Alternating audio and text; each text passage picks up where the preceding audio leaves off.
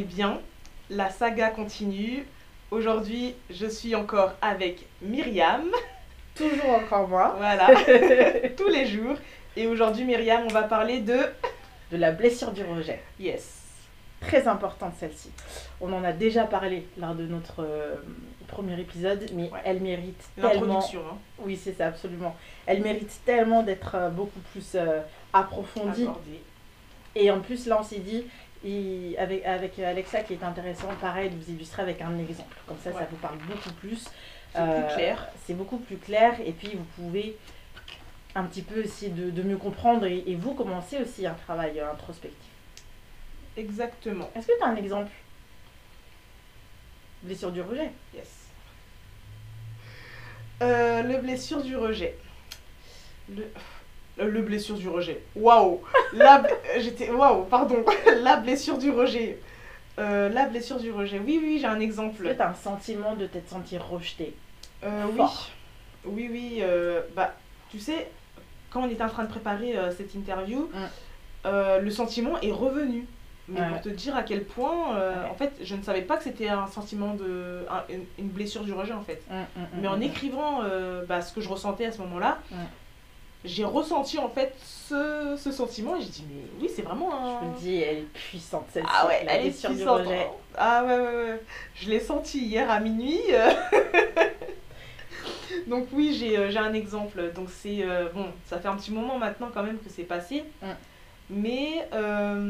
en fait, c'est dans une relation de couple, du coup, que j'avais eue il y a un petit moment de ça. Maintenant, bon, voilà, ça s'est fini en relation toxique, hein, mais bon, ça, c'est la vie. En fait, c'est une personne que je ne voyais, limite, si je sortais pas avec un fantôme, en fait. Voilà. Que je ne sortais pas avec un fantôme parce que je lui parlais pas, je ne le voyais pas. Quand je lui parlais, c'était une phrase, après il répondait plus pendant 1 mois, voire 2, encore je suis gentille. Et en fait, à partir de ce moment-là, je me suis sentie quand même extrêmement rejetée. Parce que même quand j'essayais de comprendre qu'est-ce qui se passait, en fait, il me mettait à l'écart. Il me mettait à l'écart et c'était très compliqué pour moi de l'accepter et de me dire, mais en fait, je sors avec quoi, tu vois, je sors avec une personne, mais je la connais pas en fait. Ouais, qui est là, qui n'est pas là, qui est là, qui n'est ça, pas là. Exactement. Ouais. Et toute personne, consciente, aurait dit mais stop en fait, je supporte pas ça quoi. Voilà, après moi, bon, j'ai été aveuglée par l'amour comme on le dit. Et c'est quelque chose que je m'étais dit qui n'allait pas recommencer en fait. Voilà. Après le schéma se répète, ça, ça c'est autre chose. Mais bon, enfin tout simplement pour vous dire en fait que la blessure du rejet peut vraiment se trouver partout. Moi je l'ai ressenti dans une relation amicale, mais toi par exemple Myriam, je sais pas, tu l'as ressenti où? Enfin, je pense que tu l'as déjà ressenti du coup. Complètement. Du coup, toi, c'était plutôt une relation amoureuse, c'est ça. Ce que tu viens de dire. Ouais, très clairement, oui. Moi, c'est plutôt dans une relation amicale. En fait, c'est pour ça que je rejoins Alexa, c'est que la blessure du rejet, elle imbibe un petit peu tout le temps une relation. Et c'est pas qu'un focus sur les personnes adoptées, hein, attention, toutes les personnes peuvent vivre ça. Mais comme ce qu'on disait dans l'épisode de l'introduction, la séparation brutale avec la famille biologique est un berceau à développer beaucoup de blessures. C'est un fait. Mais du coup, pour la blessure du rejet, c'est marrant parce que c'est un peu comme toi, c'est quelqu'un, mais plutôt dans l'amitié. Mais cette personne a elle-même une blessure du rejet, très importante. Aussi une blessure d'abandon. Et du coup, elle est là, elle n'est pas là, elle est là, elle n'est pas là. Et en fait, ça vient réveiller quelque chose de très fort chez nous. Oui. Et du coup, c'est vrai que là, l'idée, c'est essayer de comprendre ce qui se joue. Donc, très souvent, je dis majoritairement, ça nous donne envie de nous protéger de ce type de relation et parfois de mettre de la distance avec ces personnes-là. Là, ce qui est intéressant, dans ton cas, en tout cas, peut-être, comme tu dis, c'était un peu une relation toxique. Déjà, de savoir si cette personne en vaut la peine. Attention, hein, pas que cette personne vaut la peine de vivre cette blessure-là comme ça, hein, de ces up and down, on va dire. Oui.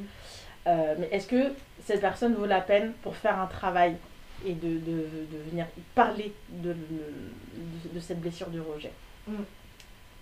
Pourquoi je te dis ça? Parce que par exemple, pour l'exemple avec mon amie, c'est quelqu'un que j'apprécie énormément. C'est une amie très proche qui a aussi un parcours de vie un petit peu, un peu complexe. Voilà, un parcours de vie assez complexe, sur des histoires aussi d'abandon, etc. Et sans être adoptée d'ailleurs.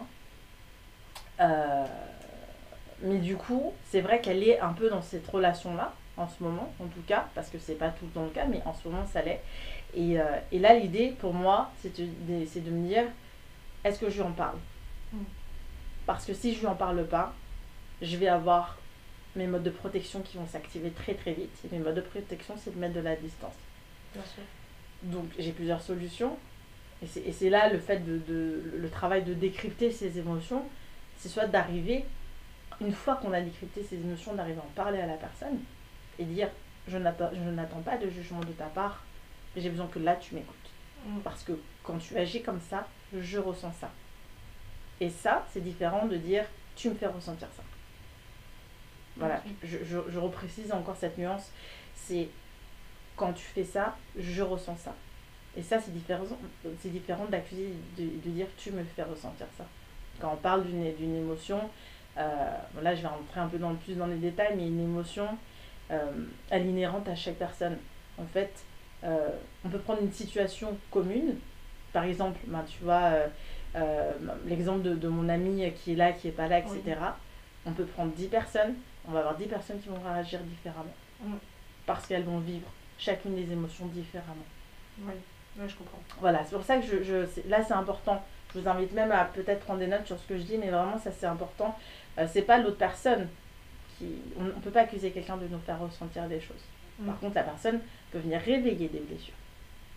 Mais elle s'en rend même pas compte. Et elle s'en rend pas compte. De toute façon, tout est inconscient de toute façon. Absolument, c'est pour ça que je dis, si votre relation vaut le coup, si vous tenez à la personne, alors ça vaut le coup de faire un travail sur vous pour arriver à verbaliser et dire les choses à cette personne-là. Voilà. Merci. Ça c'est important ce qu'on se dit là, mais en tout cas, voilà, c'est un petit peu ce que je parlais dans le premier épisode, mais parce que souvent ce qu'on fait, c'est qu'on va mettre de la distance avec la personne, et parfois on va perdre des relations. Peut-être que toi ça t'est arrivé, moi ça m'est arrivé en tout cas. J'ai perdu des relations qui étaient très chères pour moi. Parce que l'émotion a pris trop de dessus, parce que j'ai mis de la distance avec la personne au lieu de comprendre moi ce qui se jouait en moi. Voilà, donc si c'est une relation qui vaut le coup, n'hésitez pas aussi peut-être à vous faire aider. Si c'est une relation importante à vos yeux. Exactement. Merci. En tout cas, à vous comprendre. Voilà, sur le rejet. Merci Myriam, du coup, toujours de nous éclaircir sur toutes ces blessures, toujours intéressantes, et ça m'a du coup beaucoup parlé, en tout cas cette blessure du rejet. Parce que c'est vrai que je le savais pas, mais je la vis quand même encore actuellement, et que du coup, faire un travail sur moi-même, ça serait pas plus mal. En fait, pour te rassurer, Alexia, on la vit tous. Même moi, je suis thérapeute, je suis peut-être juste plus outillée pour mieux comprendre, mettre à distance, pouvoir me dire, ok, là, je devrais faire ça, etc. C'est ça que j'ai aujourd'hui. Mais évidemment, ma blessure, elle est encore là. Oui, bien sûr. C'est pas parce que je suis thérapeute que je la vis pas. Oui, bien sûr, tu restes une personne comme tout le monde, c'est comme ça. Nous, quoi. Je l'ai, c'est juste que je la vois peut-être plus vite arriver. Oui, donc et tu me prépares plus facilement. J'ai préparé le terrain, et voilà. Mais après, ça, c'est des choses qui s'apprend. Moi, quand je suis quelqu'un en thérapie, c'est que je lui donne ces outils-là. Le but, c'est pas de la suivre pendant 3 ans. C'est de la suivre quelques mois, et que après le but, c'est que je la revois pas, la personne. Si je la revois pas, j'ai bien fait mon travail. Ouais. Voilà. Merci. J'espère que ça vous a plu, ce petit épisode, du coup, sur la blessure du rejet. J'espère que ça vous a bien parlé aussi, et peut-être que certaines personnes d'entre vous vont se reconnaître dans ce qu'on vient de dire ou pas. C'est pas une obligation, bien sûr. Peut-être qu'il y en a certains qui n'ont jamais ressenti cette blessure. Voilà, c'est peut-être possible, je sais pas. Mais j'espère qu'en tout cas, ça vous aura plu. On se retrouve pour le prochain épisode, sur la face cachée de l'adoption. Au revoir et à bientôt.